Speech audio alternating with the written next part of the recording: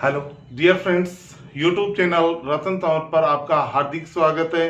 Channel को like कीजिए, share कीजिए, कमेंट कीजिए और अधिक से अधिक है वो सब्सक्राइब कीजिए। हम आज 11वीं का महत्वपूर्ण टॉपिक है वो अध्ययन करने जा रहे हैं। आज हमारा टॉपिक है एंडोप्लाज्मिक रेटिकुलम, अंतःपृथ्वी जालिका।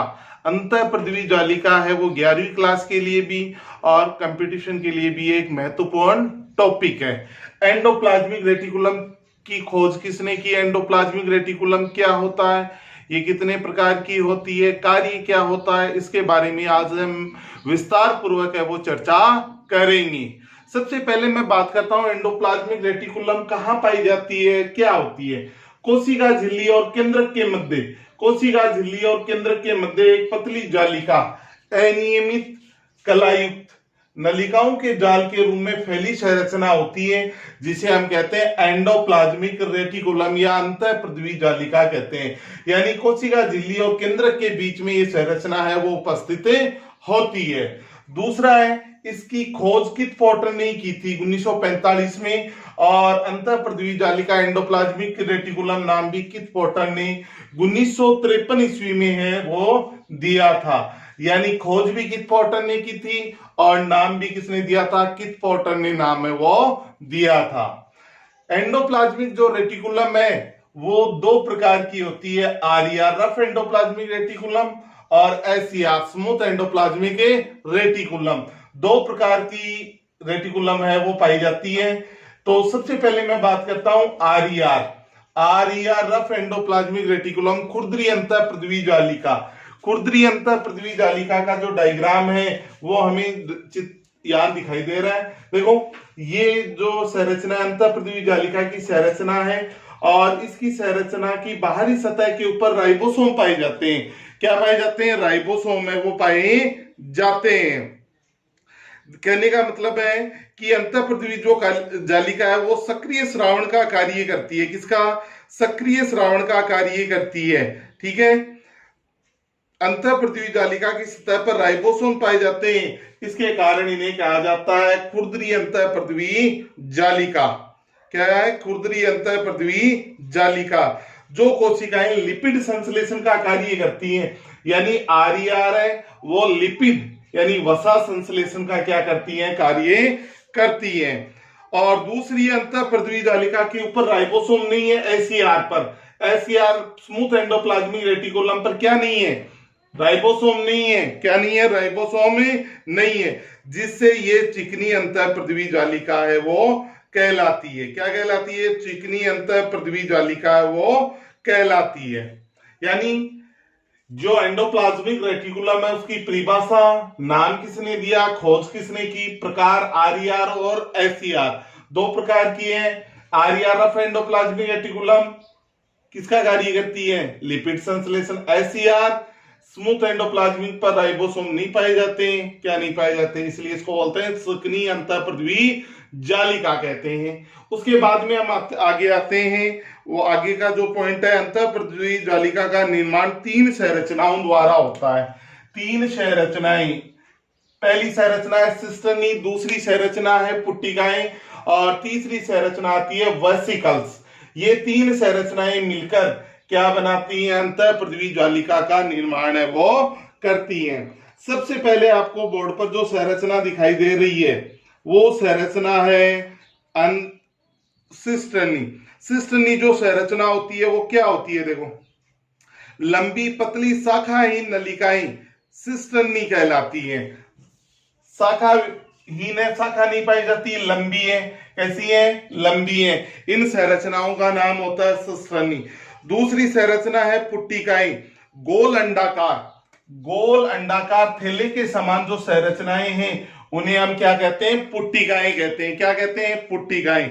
और तीसरी लास्ट की संरचना है वो कहलाती है वेसिकल्स या ट्यूब्यूल्स भी नाम है इनका। ये संरचना क्या होती है? छोटी चिकनी भित्तियों वाली साखित नलिकाकार संरचनाएं। साखित नलिकाकार जो संरचनाएं हैं उनका नाम क्या होता है? वेसिकल्स। क्या नाम होता है उनका? वेसिकल्स है वो नाम होता है।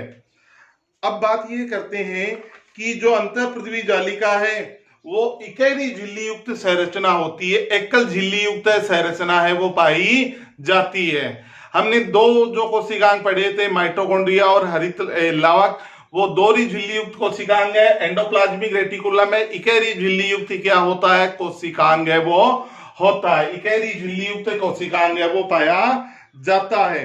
अंतःपृथ्वी जालिका की झिल्ली से राइबोसोम, जो राइबोसोम है वो राइबोफोरिन नामक प्रोटीन से जुड़े होते हैं।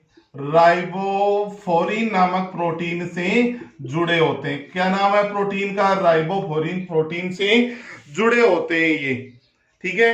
तो ये अंतःपृथ्वी जालिका का निर्माण है वो तीन संरचनाओं के द्वारा है वो होता है, तीन संरचनाओं के द्वारा इसका निर्माण है वो होगा, ठीक है। अब इसके बाद में हम बात करेंगे ईआर के जो कार्य हैं वो क्या होते हैं।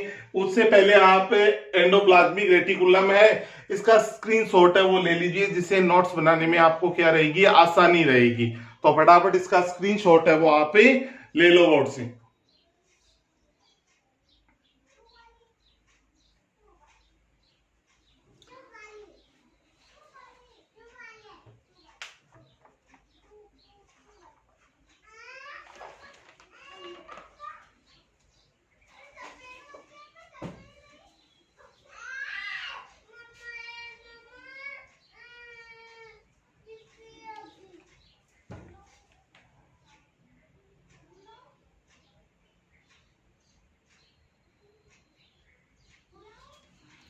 ओके, तो स्क्रीनशॉट ले लिया, मैं इसको मिटा देता हूं, ठीक है। अब इसके बाद में हम एंडोप्लाज्मिक रेटिकुलम के कार्यों के बारे में है वो चर्चा करेंगे कि ईआर के जो फंक्शन है वो क्या होते हैं। तो हमारा टॉपिक है ईआर, एंडोप्लाज्मिक रेटिकुलम के कार्य क्या है। कार्य क्या है, पहला जो कार्य है कोशिका,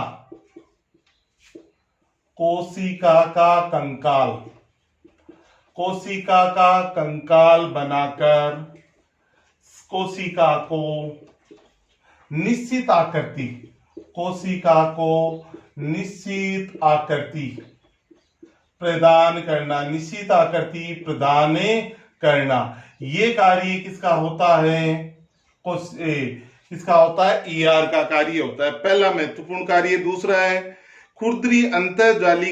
खुरदरी अंतःपृथ्वी जालिका पर स्थित राइबोसोम, खुरदरी अंतःपृथ्वी जालिका पर स्थित राइबोसोम प्रोटीन संश्लेषण का कार्य करते हैं।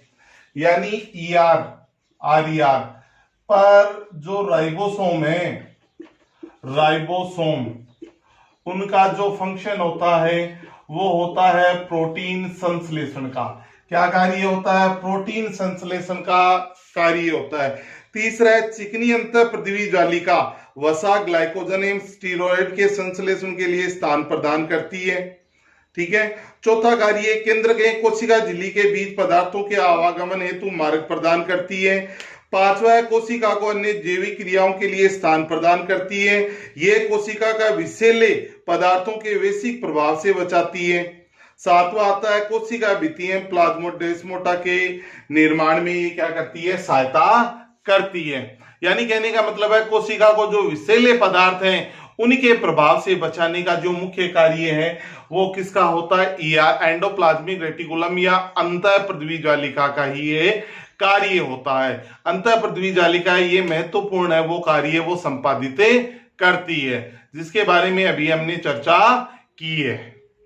तो ये हमारा जो पॉइंट था ईआर एंडोप्लाज्मिक रेटिकुलम क्या होती है, खोज किसने की, प्रकार कितने हैं, किन किन संरचनाओं से मिलकर बनी होती है और इनके कार्य क्या होते हैं, इनके बारे में संक्षेप में हमने क्या की है, चर्चा की है। तो आज के वीडियो में इतना ही। नेक्स्ट वीडियो में हम इकहरी झिल्ली युक्त जो कोशिकांग हैं उनके बारे में विस्तार पूर्वक है वो चर्चा करेंगे। तो ओके, बाय।